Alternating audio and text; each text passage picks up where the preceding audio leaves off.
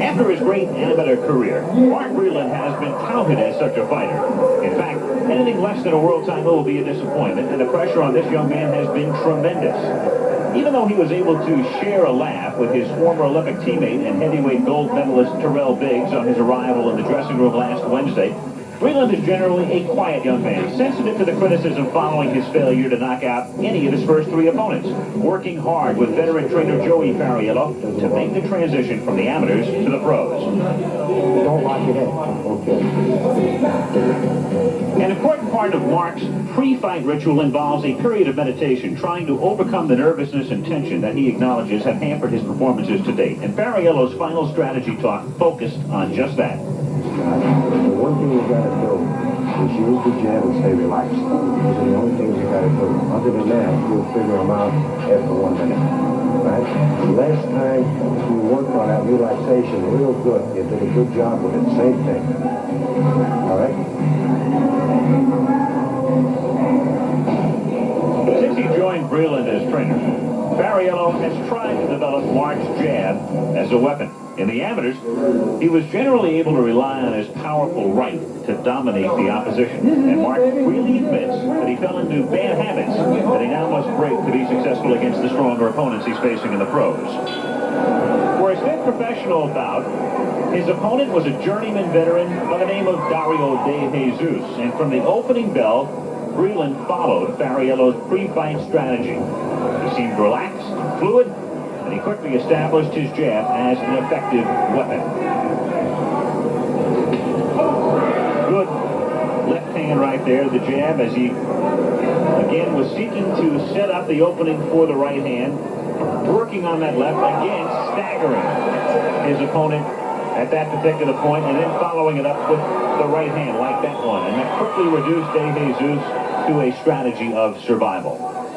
Now by this stage in round two, Breland was in full command. Very little doubt, obviously, in his mind as to what the outcome would be.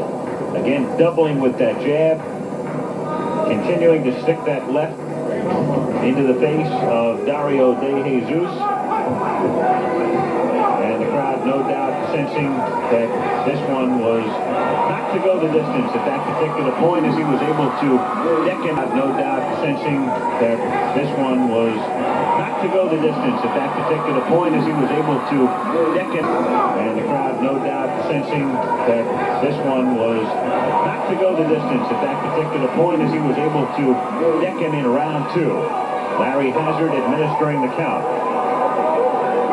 Lou Duva, his co-trainer, along with Fariello, exhorting him.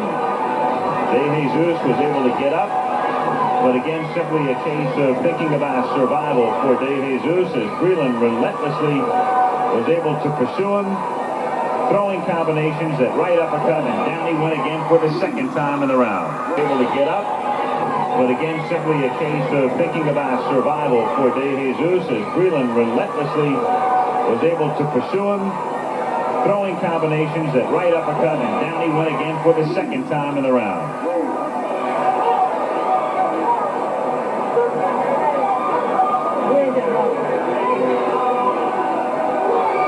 And when referee Larry Hazard stopped it, the crowd reaction was mixed, with those booing apparently dissatisfied with a lack of a quality opponent, since Breland's performance was hard to fault.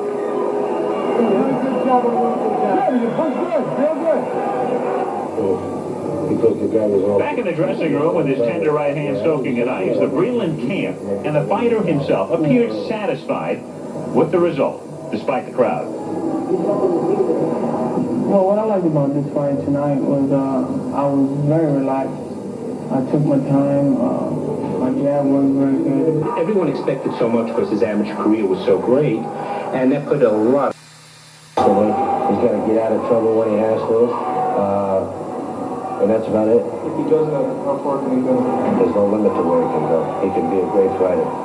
It's difficult, really, to... Las Vegas, Nevada, the 15-round international